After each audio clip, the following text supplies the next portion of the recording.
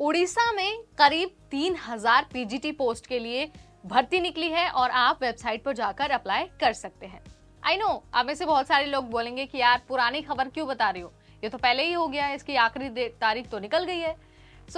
आपको ना मैं इसलिए बता रही हूँ क्योंकि जो आखिरी तारीख थी ना, अब उसको बढ़ा दिया गया है। यानी कि अगर आप अभी तक अप्लाई नहीं कर पाए थे और आपको बहुत अफसोस था कि यार इतनी बड़ी भर्ती और इतना सुनहरा मौका और हमने मौका गवा दिया, तो आपके लिए ना दूसरा मौका खुद चल कर आया है। क्योंकि जो आवेदन की तारीख है ना, वो बढ़ गई है और आपके पास अब 25 अगस्त तक का टाइम होगा।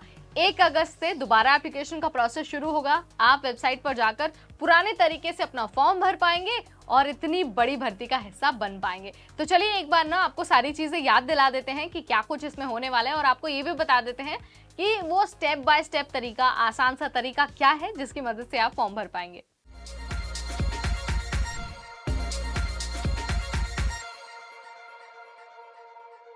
हाय एवरीबॉडी, मैं हूं नेहा आपके साथ और आज बात हो रही है उड़ीसा में 3000 के करीब पीजीटी पदों पर भर्ती के बारे में। देखिए, जो पहले जून में भर्ती हो रही थी ना, अब फाइनली उसके लिए जो डेट है वो एक्सटेंड कर दिया गया है। 1 अगस्त से दोबारा लिंक एक्टिव होगा और 24 अगस्त तक आप वेबसाइट पर जाकर अपना फॉर्म भर पाएंगे। वेबसाइट आपको याद ही होगी, OSSC.gov.in, क्योंकि ये जो OSSC है वो है Orissa subordinate staff selection commission.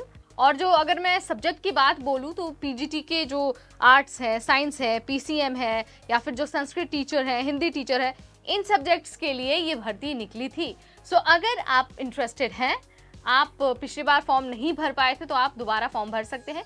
देखिए, जिन लोगों ने पहले फॉर्म भर दिया था उन्हें अभी दोबारा से फॉर्म नहीं भरना है। ये आवेदन की प्रक्रिया दोबारा शुरू हुई है उन लोगों के लिए जिन्होंने फॉर्म नहीं भरा था। तो आपने फॉर्म भर लिया तो आप निश्चिंत रहिए, आपको सिर्फ एग्जाम में शामिल होना है और इस भर्ती का हिस्सा बनना है।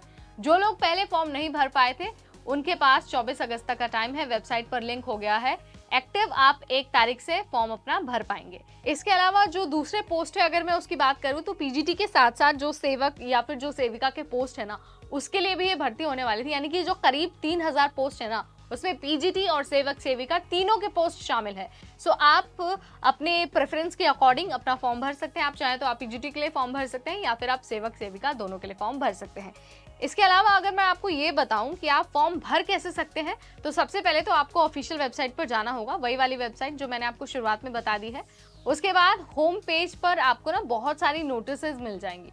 उसके बाद आपको ये जो पीजीटी वाली भर्ती है ना, उसके एडवर्टीजमेंट पर क्लिक करना है, अप्लाई ऑनलाइन के लिंक पर क्लिक करना है। उसके बाद आपसे आपकी कुछ जानकारी पूछी जाएगी, आपसे कुछ डिटेल फिल करने के लिए कहा जाएगा, आपको उसे फिल करना है, फिल करके कर देना है सबमिट।